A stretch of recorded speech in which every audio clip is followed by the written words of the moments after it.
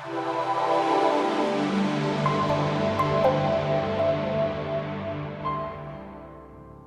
one thing to attend a workshop as a parent and be informed about how you can improve the behaviour of your children at home. It's another thing altogether to then move from inspiration to application, where you take the principles and points that you've learned and actually apply them in your home.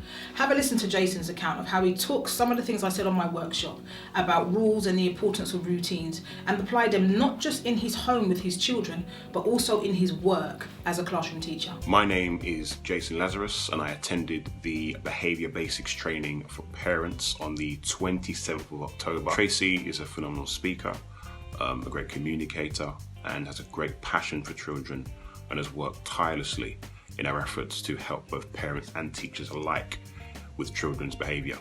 When I went on the training, I was really impressed with how Tracy delivered, how she communicated, but I was also impacted more so with the aspect of routines for children, the morning routine and the evening routine.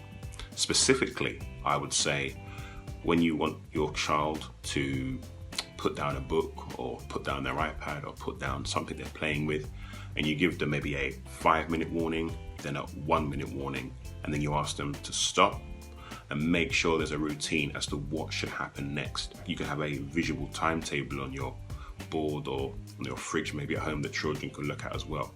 That was really impactful for me. So as a parent, I think you can benefit greatly from having a timetable at home, or a set routine, or a visual timetable, or using countdowns as reminders, because as a teacher and a parent, I use both in the classroom and now at home.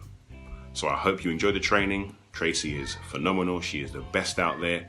So come along and just enjoy the journey of helping your children's behaviour. It's this kind of content that is now moving from a workshop to a series of webinars.